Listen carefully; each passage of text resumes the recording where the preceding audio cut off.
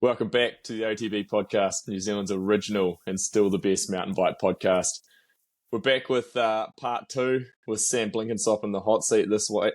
Must have been probably about a year ago, Blenki, we had you on when the Crestline announcement happened. So welcome back, mate. Yeah, cheers. It's been a while. Well, yeah, it has. And joining in the co-host seat this week, not Red Dog, because I don't know, Red Dog might be out night riding or something, but Lester's stepped in. Thanks for stepping up, Lester. Yeah, no worries, mate. It's only us who can't go night riding at the moment who stick around. Yeah, it's hard to find good help sometimes. And you're afraid of the dark, so you're always here. That's true. I don't want to go out in the night. But brought to you by Troy Lee Designs, Smith Optics, and Filthy Bike Wash, as always. But Blenki, so it's been out for a bit and you've been on the bike, but Zerode this year. So yeah, pretty cool to see you on a New Zealand brand. Yeah, it's been cool. It's like I've told pretty much everyone, like I rode the bike in the season last year when I was riding for Crestline. So like pretty much rode that, did like 2 laps of Morzine. It was the one that and pretty much everyone thrashed it and had a ride on it. Pretty much, and it was like a pretty beaten up bike.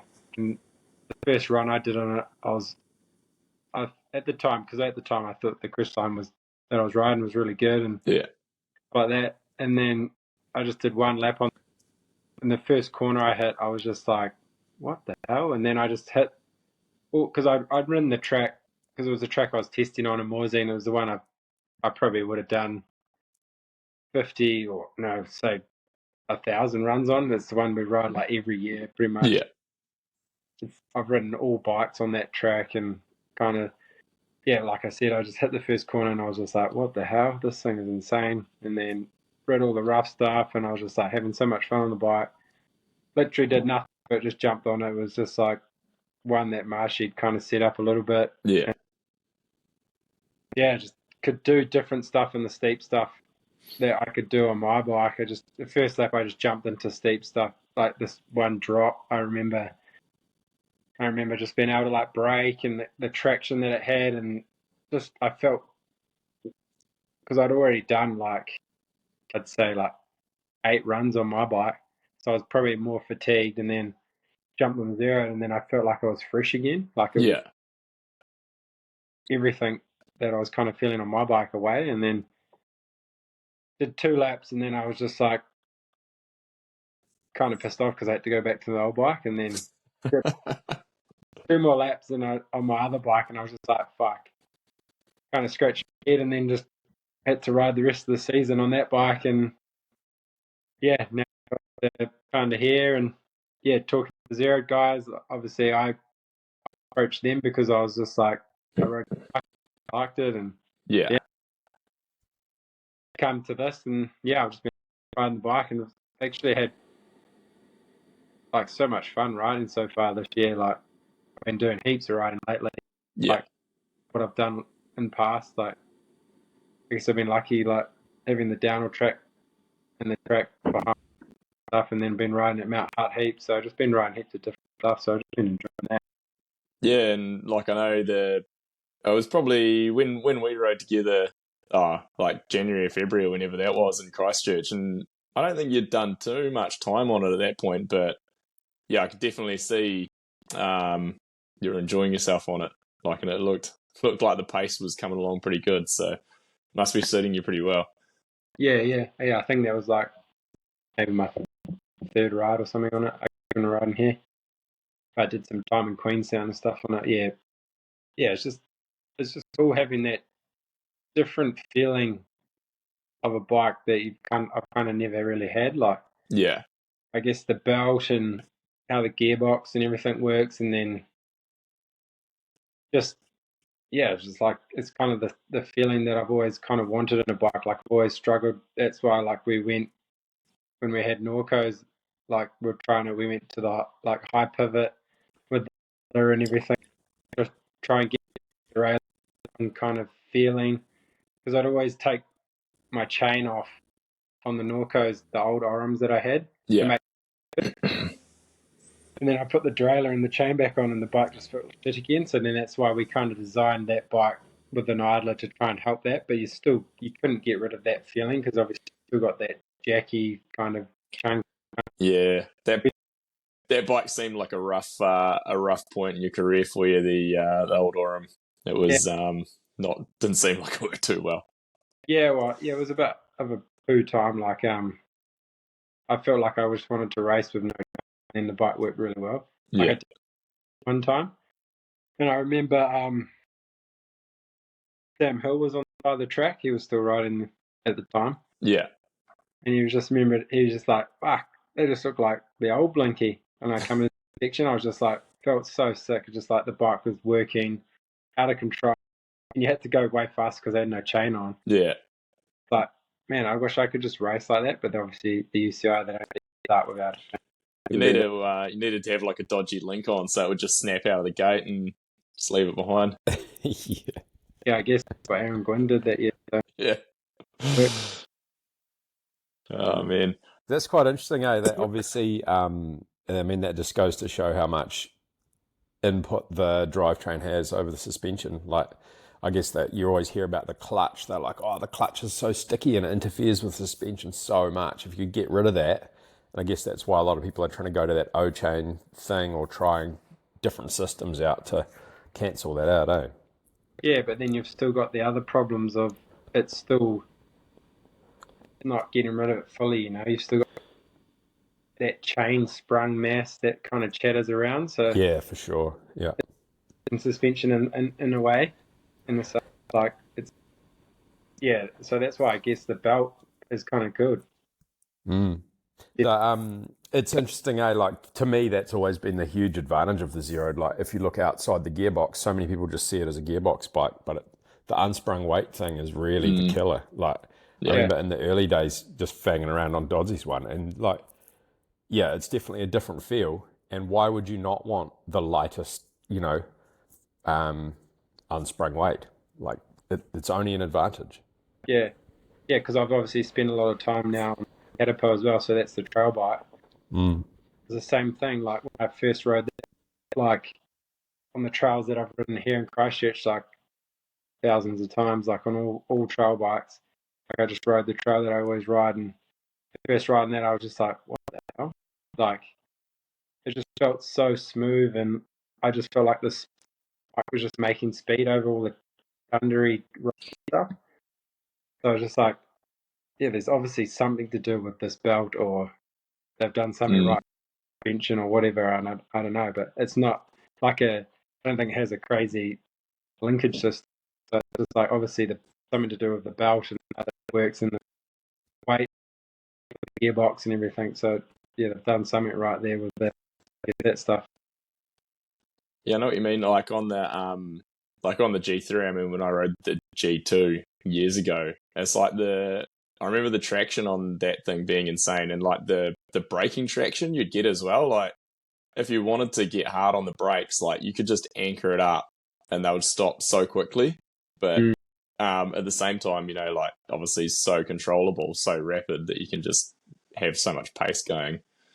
But no, it's pretty cool. Have you had much to do with Taylor Vernon? It's riding on the team this year as well. Well, last year when we were both like kind of gypsies at a World Cup, him and his old man the World Cups, and we pretty much parked pretty much next to each other. Like, oh yeah. Cup. So yeah, I spent a bit of time with more hanging out with his old man because we were both mechanicking and stuff. Yeah.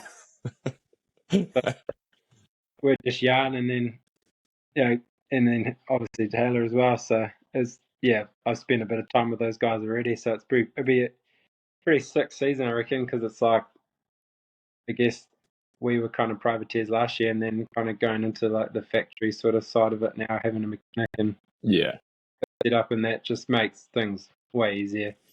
That was why I was getting like at the point last year, I was like, I don't really want to do World Cups again if I'm doing this. Yeah. Burnt me out. Like obviously being my own mechanic and then traveling and all that, and like just the mechanic blows you out really. It takes a lot out of you, like when you've finished a day of practice and you're like, fuck, I got to change tyres, or I got to like do this, got to, clean it. Even just like washing the bike is like, it just all takes away rest time and like prep for the next day. Yeah, and I'm quite like I'd say like, I don't want to leave anything like I don't want to be half-assed with anything. Yeah. So I pretty much do like a job like top mechanic would do. So I'd do a pretty good job, and then I'd get finished and then I'd be like, fuck, I got to eat and then go to bed. Sometimes I'd be like, oh, I should really walk the track, but then I'm like, I got to get my bike ready. So got bike stuff to do. Kind of like threw some things out the window with like that kind of stuff, like track prep, but then the bike prep was better. So, you can't really with that sort of side of it. So, yeah, it'll just be handy. Like, all I really wanted last year was just like someone to help do tyres and that, Yeah. And guys there, because I was pitting under the SA, so that was fine. But, yeah, just like tyres and wheels and that just takes so much time. So it would be good this year just have, like, obviously the mechanic support that. And, yeah, being able to race properly, really, on a proper bike. Yeah, kind of. Yeah. Get you back into that wheelhouse of just actually full focus on racing rather than trying to deal with all the other bits and pieces. Yeah, and spend like time on things that I should be, like, not on doing bloody tire changes and He's choosing his words wisely. like such stupid things that you don't need to be doing. Yeah, for sure. Yeah. The what's the plan for traveling around? Have you still got your motorhome? Like, are you going to do that, or are you kind of going a little bit more lean this year since you've got pits and everything? Yeah, for the first couple, I'll travel with those guys. So I'll get picked up in Glasgow, and then we'll just drive up, and then we've got a place there somewhere around Fort William, and then I'll just be staying with them, and then kind of do normal stuff, and then Poland the same, and then Poland I'll get my motorhome, kind of travel around again. Kind of cool having, I guess it's like my house on wheels, Yeah. And then just park up the races or park where guys are staying, and yeah, I guess that's what I was doing as well. Same thing, just in the motorhome with, I guess maybe his old man will come to some, or just him.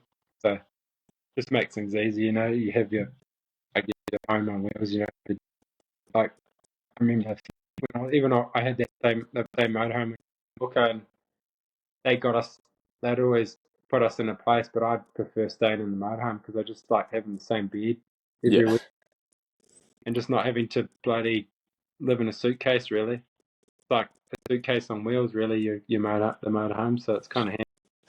Just a big suitcase. Yeah, with there's a lot of stuff in there. I like it. It's big enough. There's like a pretty big garage and stuff, so it's pretty handy. Where does that live during the off season? It's in the mountains at Kevin's place from SR Suntour. Oh yeah. I don't know the name of the town. It's a pretty small little village, but yeah, he was good enough to let me leave it there, so I'm pretty stoked with that, and makes things way easier for me. So I can just fly into Geneva, and it's like an hour and a half from there. So yeah. Oh, that's pretty handy. That's sweet, yeah. So, what's Taylor's setup? Has he got a big one as well, or is he just in a van? I think it's his old man's one. Oh, yeah. He has a similar sort of setup. They have like a garage in the back, like the UK setup one, and then that's what they used last year. But I think that's what they can use again. Sweet. We're right into Lester's wheelhouse here of talking motorhomes. I'm all about the motorhomes, eh? Yeah, he's a big caravan association guy. It's the cheapest way to live, man. I'd love to be able to bring it back to New Zealand because it'd be awesome to have here. But obviously the costs and everything, shipping to New Zealand now is a bit of a pain in the ass. Yeah, the shipping costs gone right up, eh? Yeah. No good. Before COVID, I think it was pretty good. So. Yeah. Hey, you mentioned SR Suntour, so you've kind of bought, like, obviously last year you kind of set up all your own sort of privateer sponsors and that, and like a few that have come along with you for a while, like Daddy and 510, and got SR Suntour on board. So have you kind of continued on with most of those brands again this season? Yeah, pretty much. Yeah, everything. It was all my same stuff I brought over to just the Zero program. So everything like IXS, HD, DT Swiss, Maxis, Hayes, SR Suntour. Yeah, nice. So yeah, you've got a like pretty decent relationship going with all these brands, obviously. Yep. Yeah, so it's cool. That was the whole reason I was kind of going towards doing my own thing, really. Yeah. Get a relationship with the brands that I've been working in for so many years. Like obviously Daddy I've worked with for pretty much my whole career, really. And they've been kind of dealing with all the other managers. And it was kind of funny, like, because Eric, the owner from Daddy, he was like, "Oh, it's been funny. I've been working with you for so many years, but we've actually never talked." Like, yeah, that's funny. Eh? That's classic in the bike industry, though. Like, it happens so often. He was such a big fan of me, and like, it's sick to actually be working like with you properly now instead of like dealing with a manager and they were using my name to get like the whole stuff for the team thing. Cool, same like Zerode's doing that as well. Like obviously Hayes is coming over with the helping out for the whole team. And then I think Taylor has some of his sponsors that he's bringing over as well. So it's kind of cool. So it's not like a full, I guess, like factory team like how some teams are running, but kind of we can do our own kind of thing. So it's quite cool. Yeah, it's quite good. So you've still got a bit of control over kind of what you're running, so you don't end up like. I mean, that's a trap you see with people quite often. Like mostly on the smaller teams where if they can get cash from someone, like if they can get cash for maybe some other tire brand that's not that good versus like paying for Maxis or something, they'll take that, and then you end up on shit tires or whatever. And so that's good. You can, kind of control that side a bit. Yeah, for sure. Like some of the brands or some of the teams now, you see that, like you say. So it's good, like, that relationship that I've built with the brands, and obviously here having like Marlene and that, the Max, this is just handy, because literally just like tires, I couldn't imagine like having to be able like doing an order and then having to get everything shipped at home, Just handy to be able to like sometimes, I need one tire, so just quickly flip down the road and get a tire, So that's sweet. Yeah, too. It's a big shift, the old privateer thing, like across like all aspects of bike riding, really. People can cobble together a program and ultimately come out better off, like you might be getting XYZ money from a team, but if you go to those same sponsors and get money from each of them, you could end up with a bigger pool of money. Yeah. It doesn't work like that for everyone, but it's certainly, there's a big move towards that. And there's so much, like you say, KB, there's so much freedom involved in that as well. You can make your own decisions. You don't have to answer to anybody. Yeah. And potentially you get paid more. So and you get to run the stuff you want to run. Yeah, it's just having that, like, obviously the know of who to talk to and obviously the brands. That's why I guess I was lucky enough, because I've worked with these guys for so many years, and that's what makes it hard. Because like some brands, like you'd be working with someone for so many years, they leave. Yeah. New person, and they're like, "Oh, I've got to sell myself to them again." So it's like it's almost hard, like the brand do that kind of stuff. So it's cool. And the owners that you kind of deal with, and then for so many years, and then I feel like those brands would be the ones that I have forever. That's always the constant challenge of those those key people. You might have had years of like dealing with that one person, and then they go and the news person's like, actually we don't have any space anymore, and you're like, fuck, you just left out in the cold, like what do you do now? We've allocated that budget. Yeah. Classic. Yeah, classic line. Yeah. The Yeah. budget's been cut. Yeah, it's a bit of a pain in the ass, that way of life. But that's the industry we're in now. Hey, it's kind of going back a step a little bit, and I mean, get into it as much as you want. But did the Crestline thing, like, did that leave you a little bit blindsided that they weren't going to continue on into this season, or was it sort of like a bit you were looking for something different anyway, or? Yeah, they wanted to carry on, but they just didn't want us like do it on the same sort of scale. Ah, yeah. Like literally, they came back at the end and they were like, "Oh yeah, we can still do some money and stuff like that." But I was already like, I kind of don't want to ride the bike anymore. I've already kind of changed my mind on that. So I was like, "Thanks for everything," and like the dudes were there were awesome. Yeah. Croydon and that and Mark, they're just like, it was just like working with mates, you know. I felt like that was like, it would have been a cool thing to carry on, but yeah. Do you reckon the Gwyn deal was already in play at that point, or did that come along later, maybe? No, that was probably late, like last minute, eh? Yeah. Like, it's like they wouldn't have, because it was only just not, well, it would have been, yeah, I guess they wouldn't have said anything to like, yeah. Anyway, otherwise they would have just been like, oh, it's all good, we've got some. Yeah. So I guess that thing kind of just like came to place like last month where Aaron was looking for something, I guess. And searching. it is like at the moment, it's anything, you know, it's just the way it is. Take what you can get scenario, eh? Yeah. Crazy. I guess that's why I was kind of lucky with how everything fell into place, because like Zerode was starting this thing. Yeah. And I was just like, shit, what am I going to do? Mm. And I just messaged Al. Yeah. Rang him. I literally was just like, what do you guys think? And he was like, man, cool. And then pretty much we didn't even sign anything. He's like, yeah, I'll send you the bike the next day. Yeah, he seems pretty relaxed. Like, we did the podcast with him, and yeah, he seemed like, you know, they're obviously fully into it, and he's been deep in getting the whole thing running, but he seems pretty relaxed about it all at the same time. Like, yeah, it's like literally like working with, I don't know, like your mate. I the gym, like, oh, I ring him up. Oh, I need this. Okay, we'll send it tomorrow. Yeah. Literally, like, we've got this coming in. Here you go.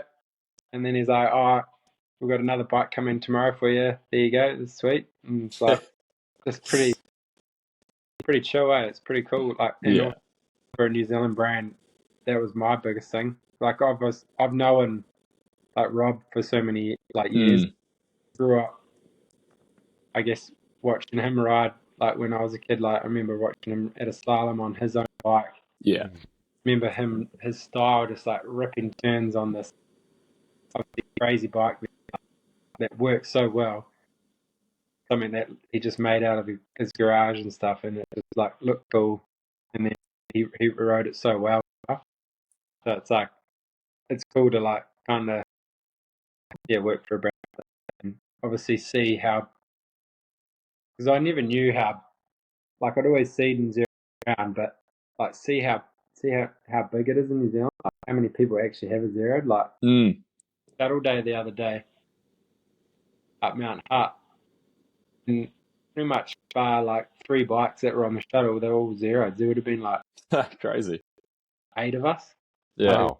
Pose and stuff, and then there was like 3 of the G3s, because there's not that many out yet, but it was pretty cool to see that many downer bikes, like G3s there. And then there was like 5, there was Tanifars and the Kitapos, so it was cool, like seeing that many bikes. And then you'd probably see it in Nelson too, like the amount of trail bikes they have there. Like, you spot them just like sporadically, but even that, like, you kind of don't expect it, and then you're like, oh yeah, there's one, like they just pop up. Yeah. It feels to me like it's getting like a pretty good groundswell of cred offshore as well. Like I remember the kind of Gen 1 trail bikes that were around and that people kind of took big stabs at them internationally.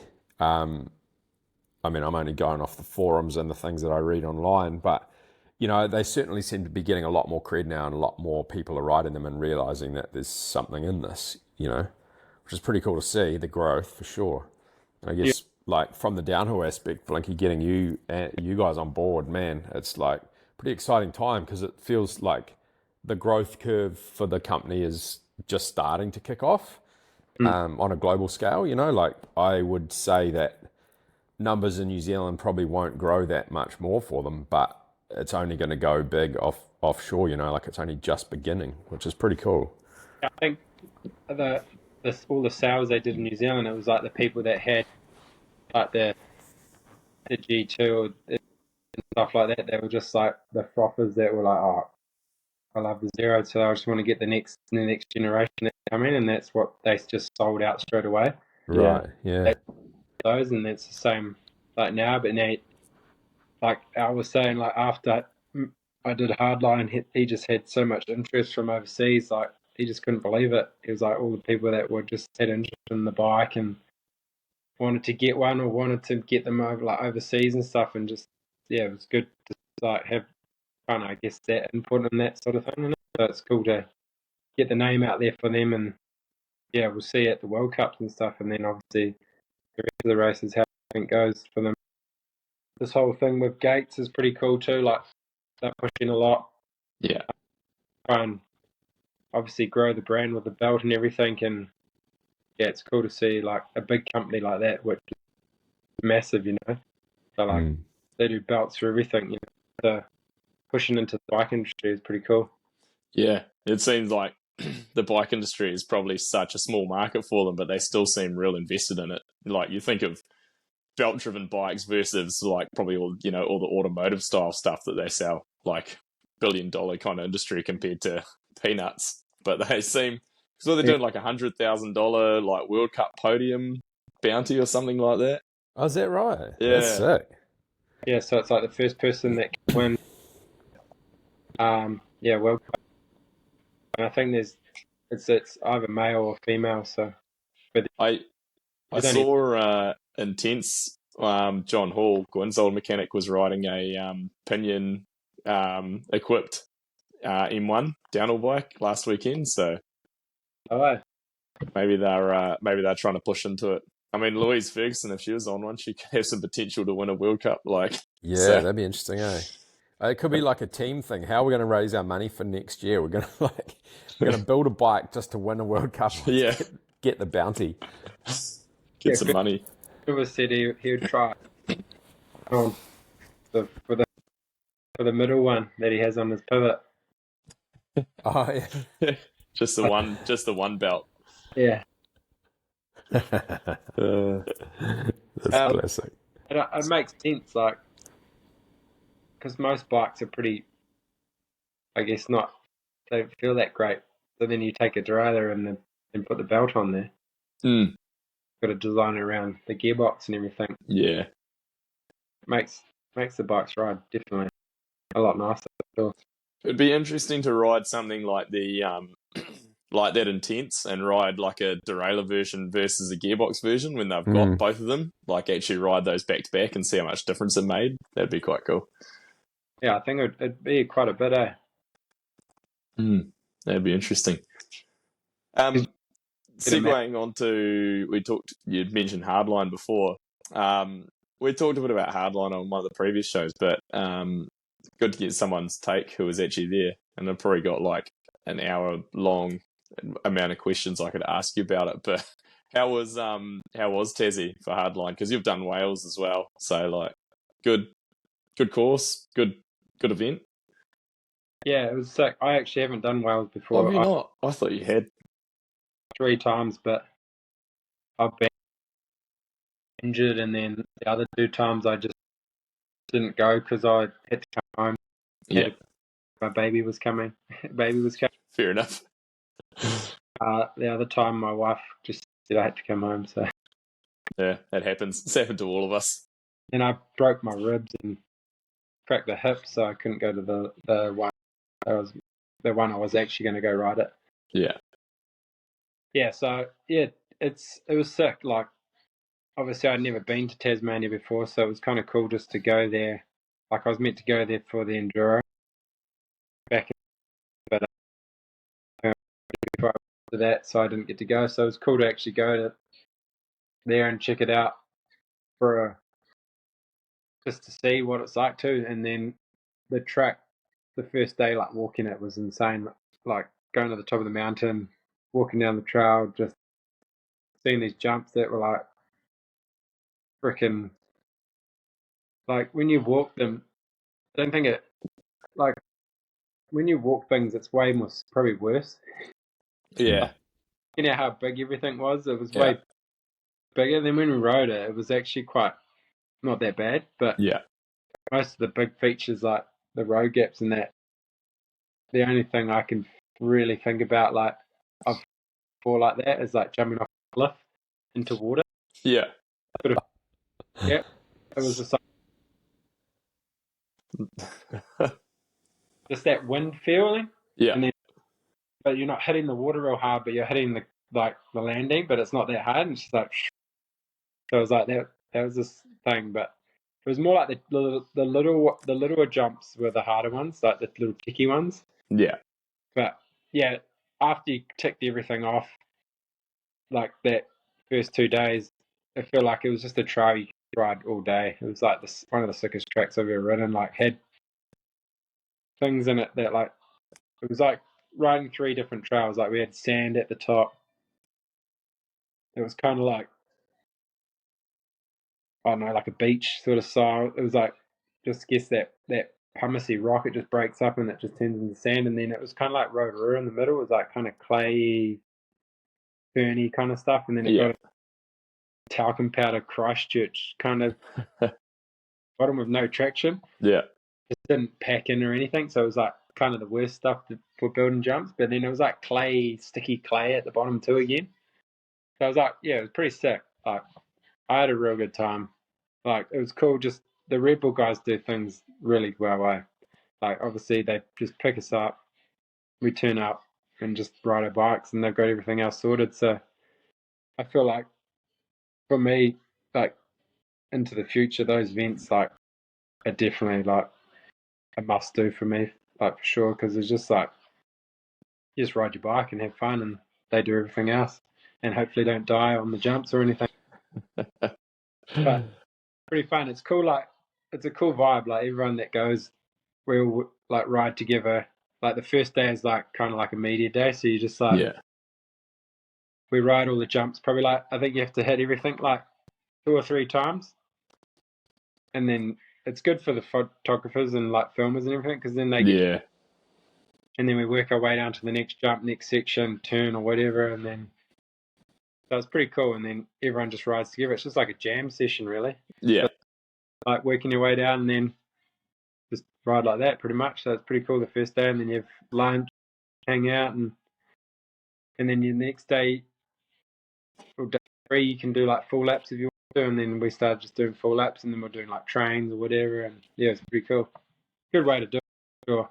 Like way more enjoyable than like going to a World Cup where it's like kind of stressful, you know? Yeah. Like, I guess the hardline's stressful because you like wrote about the jumps and that, but it's more fun. You like everyone's hanging out.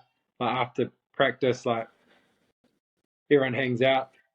It's just kind of like we go and have food together, whatever, you know, and watch our footage or all the photographers give us whatever and filming and stuff. So at a World Cup, it's all pretty like, you know, you're working on your own. Yeah. Once the day's done, everyone's gone their separate ways and you don't talk to anyone. And yeah, and I guess it's kind of like everyone's in their own little bubble with their teams and that. So trying to work on that, and then almost like secrets, you know, like let that line get out there or whatever, you know. But then within the team, it's all right. And it's different if you've got mates, you know, on the teams. They kind of help you out as well. But, you know, it's just a different environment. So it's cool. Was there any point on riding on the day that it rained? It looked like it was pretty pointless. Looked like it just tore up the track. Yeah, it was a bit of a. I guess they just needed to do like kind of well, it was kind of sketchy at the top. I was lucky it was sandy, but then there was like the clay bits. We almost died. Yeah. Bumps at the bottom you couldn't ride because it was just like this clay that just stuck to your bike and you couldn't even roll. Like it just stuck your bike to the ground. I remember just have to like sprint into that, like the road gap, just to try and make it. I was freaking out. That sounds horrible. Yeah, and then you couldn't even see. Like it was real cold that day too, so we're all sitting hovering around like in the hut at the top, like this little tent. And I think they brought us like jerseys, so we all shared like jerseys, went around, and then the person put the drop in, and your goggles are all like bloody fogging up, wet. So it was a bit of a like shit show, but that's just racing, you know. Yeah. But yeah, I guess like race day came around perfect, so it's good. Yeah. So you finished up 8th there. Pretty happy with that? Yeah, it was all good. Like I made a few mistakes in the middle section, and it was quite close. I think it was only like a second, and I would have been like 5th or. Oh man. So. Wow. That's a long track to like be that tight. It was pretty decent length. Yeah. I guess because we all kind of rode together, so we're all pretty much similar, right? Yeah. And then, yeah, it was just at the middle section I kind of made a mistake. Like bobbled, washed the corner, and lost a bit of the like speed out. So I kind of lost a bit of time there, but it was just fun, you know. Still, just fun riding the bike and just enjoyed it really. Yeah. Yeah, that's it. Hey Sam, what's your opinion on like the risk versus reward kind of coming into a season? Like, obviously, Goldstone's basically out now for the year. What's your take on that? Like, obviously, Hardline has a whole bunch of media, a whole bunch of credibility. You know, like a win at Hardline is a legit thing. But for someone like, say, Jackson or, you know, yourself, is it worth risking the rest of your season for? Well, I don't know. It's not. We're all riding about the same, you know. Just the way Jackson's riding, and it was just like a freak thing. Like he could have got away with it, but that's just his riding style, you know. Because he's like that far, like standing up. Once he does go over, it's huge because he's like going like that quick, and you know. But he could have walked away and been fine, you know. It's just it could have happened to anyone. Like in practice. In the wet day, like Brooke coming to like the drop, and I don't know how he stopped before the drop, but he like slid and hit a tree. And there's like a drop with a wooden bridge, like you have to hike off it, and he was like tree, and then he almost didn't stop, and I went to grab him because I was on there looking. I was like, he would have been, because it's like a two-story building. Yeah. No way. But unless he would have jumped onto the landing, and maybe he would have slid it. Yeah.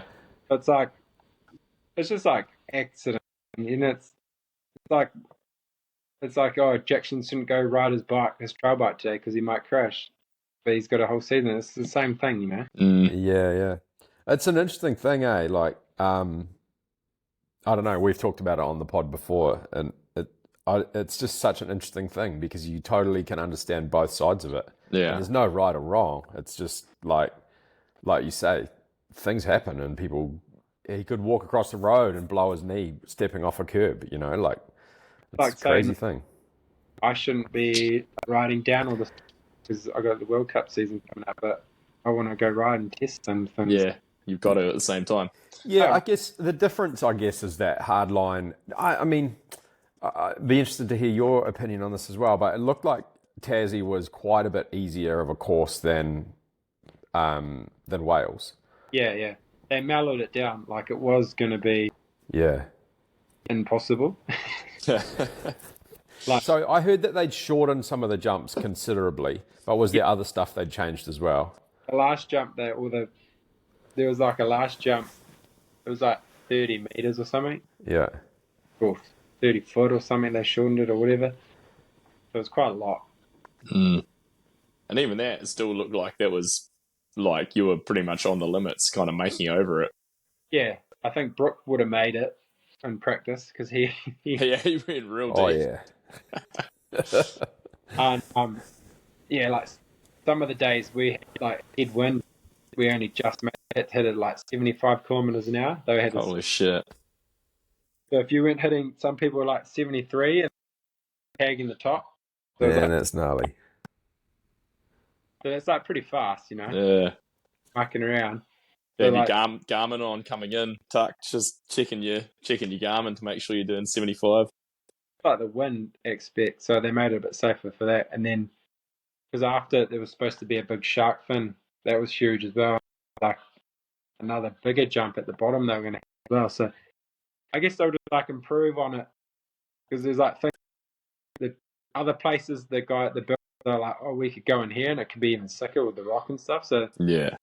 didn't have enough time to like literally they were building when we're walking it, Oh, shit. Wow.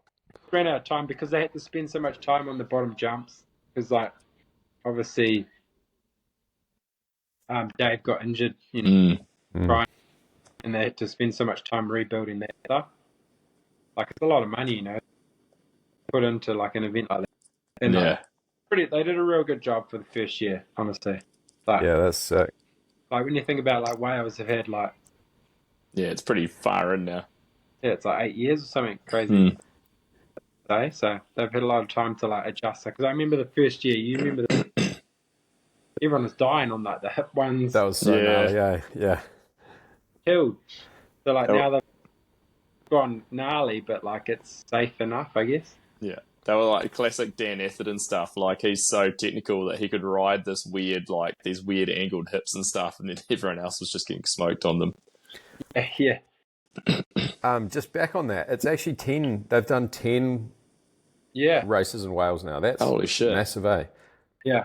Yeah, that's pretty rad. Especially when you think back to what the bikes were like back at the first one. That's probably why everyone was dying too. Like 2014, way different. Did they even have disc brakes in 2014? Like, you probably weren't even born yet, KB. Feels like a long time ago. Halfway into my season, World Cup season. How many done? 19 or 20 years? 19? You're on season 19 this year, I worked out. Wow. I was like, just before I was counting them up, and I was like, yeah, this is 19. It's, So who's going to be racing this year? Who's been doing it longer than you? Greg? It's probably about it. I think Mick's going to do a couple. Oh, yeah.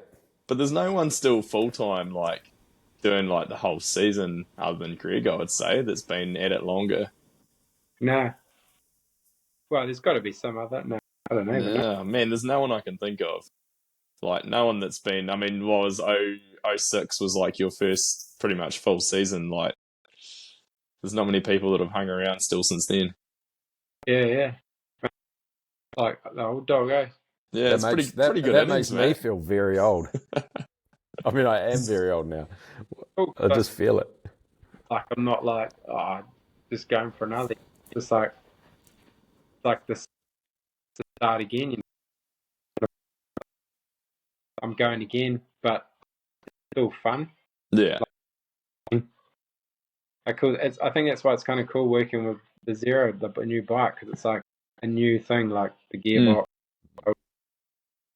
Keeps you fresh. Suspension and everything, and getting to ride and just still learning things all the time.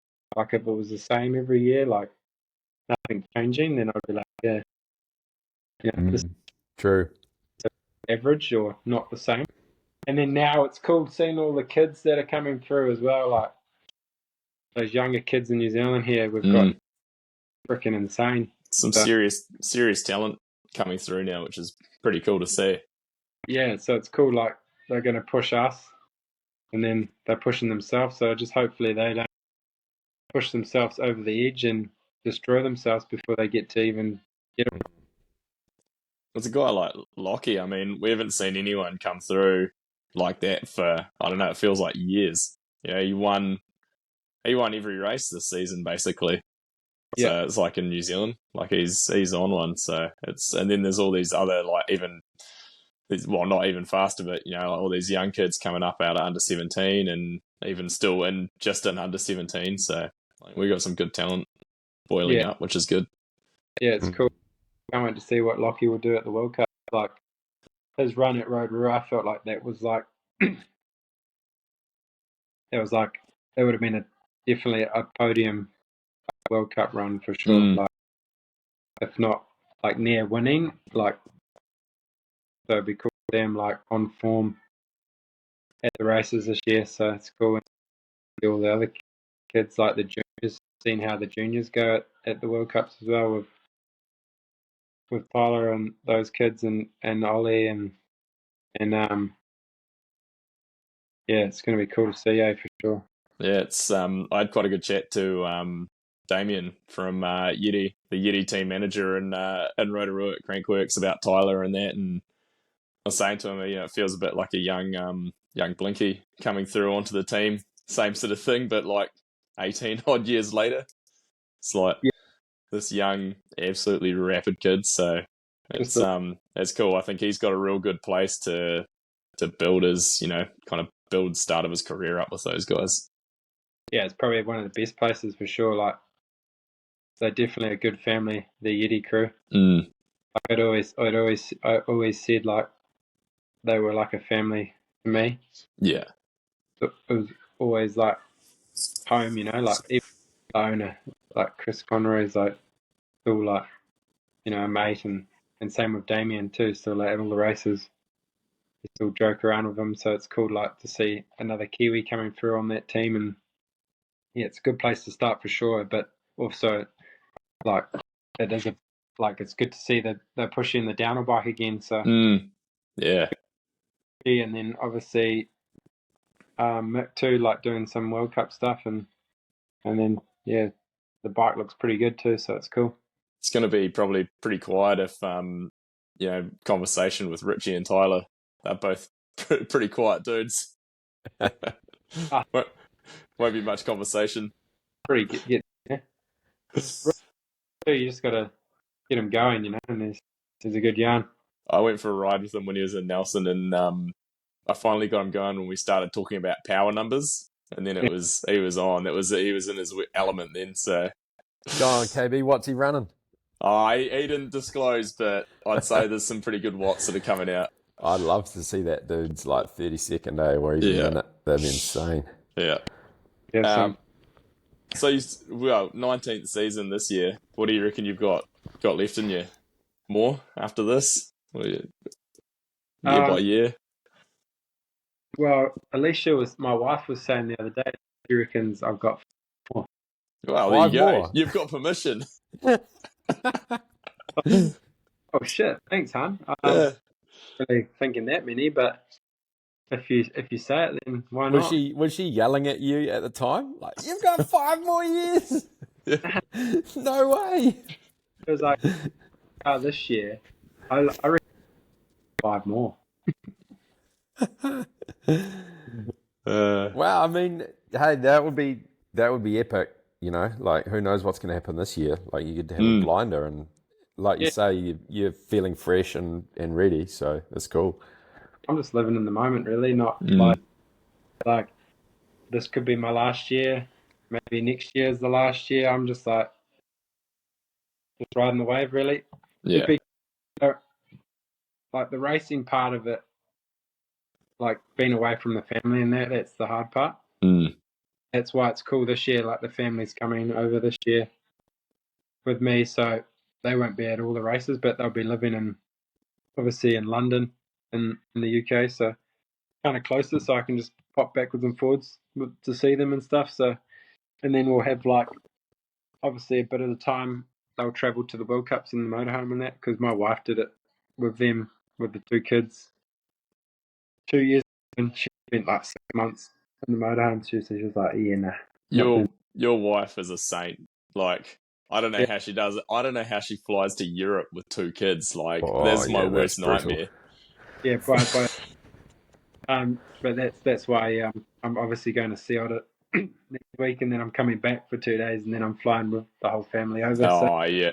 I'm not doing it again by myself. Your fair call. Yeah, that's fair enough. Hey, that is.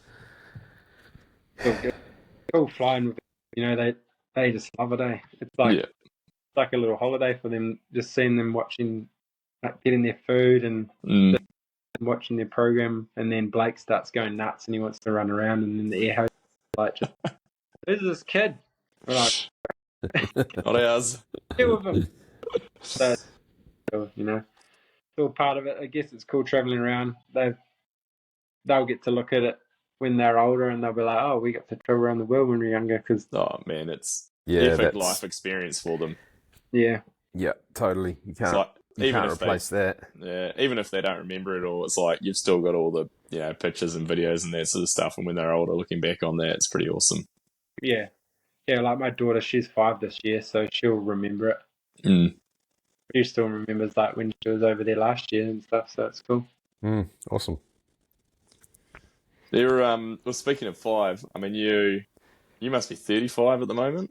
You'll be 36 this year. So? Yeah, so it gets to that point. Did you still think this would be you at this age? Like, it's like when you're 20, you're like 35 feels so ancient, but when you're 35, you're like, I feel like I'm still 20. Yeah, that's how I feel. But I was probably thinking when I was like 18, 19, I'd be like, I'll do it till I'm 30. Yeah. And then I was like, 30, and then I was like, same. Still feel the same, like I'm 18. Yeah. I'm 6 now or whatever. Yeah. Be a 50, I don't even know. It's, as long as you're doing the same stuff and not staying old. Yeah. Once you start thinking, maybe I shouldn't be doing this or whatever, that's when you hang the shoes up and go and mash the keyboard. You clearly still love it, so that's a good sign. Yeah. Well, yeah, it's like some days you're like, fuck, what am I doing? Like, sometimes you're like, that's why I kind of try and keep it like free training stuff. I do different stuff, and it's like kind of, it's like, you're like, day off, it's like hard.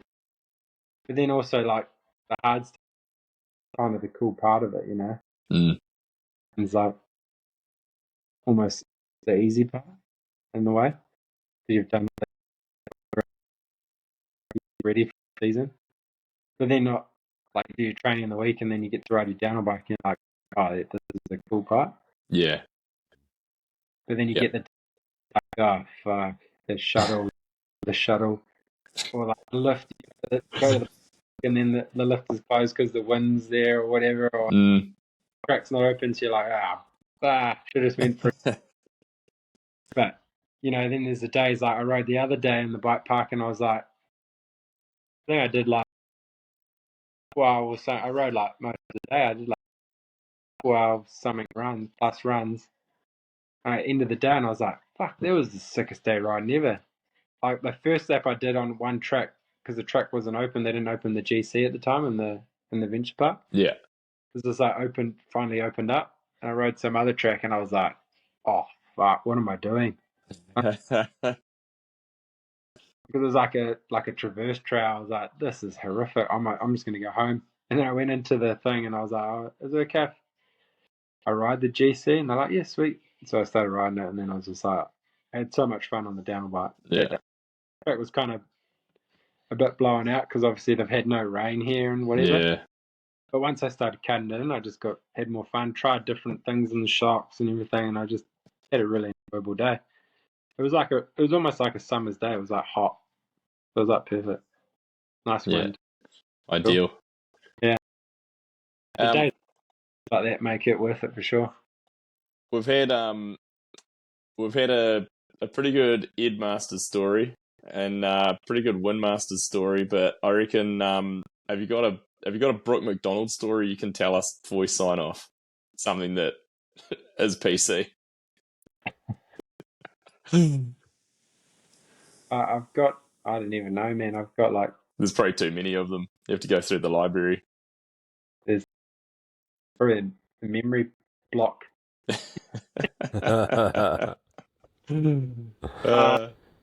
I threw this on you. I didn't give you any warning, sorry.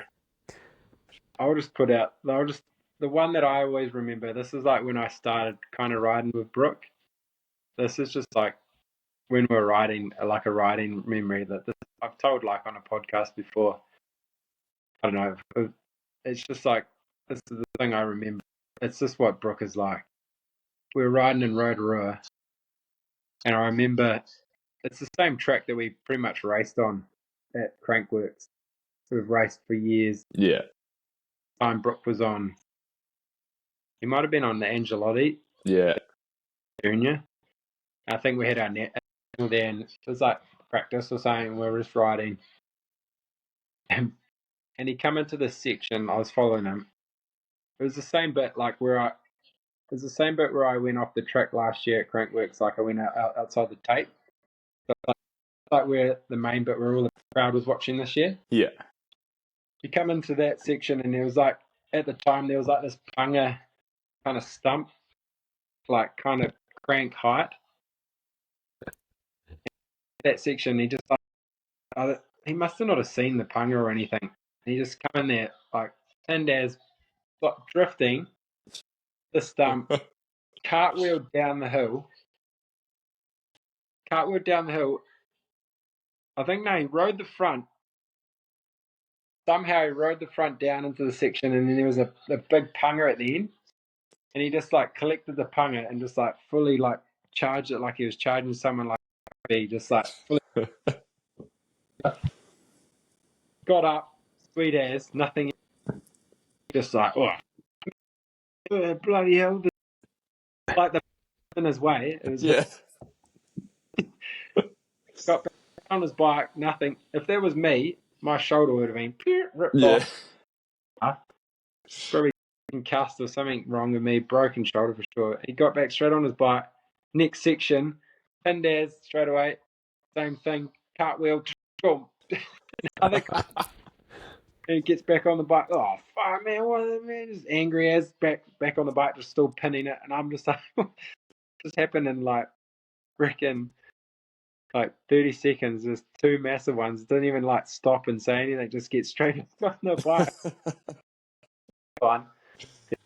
It's just like I've had like other moments. Same thing like at World Cups. I've had the same thing with him. Like following him, crashes, gets back on the bike, and then just crashes again.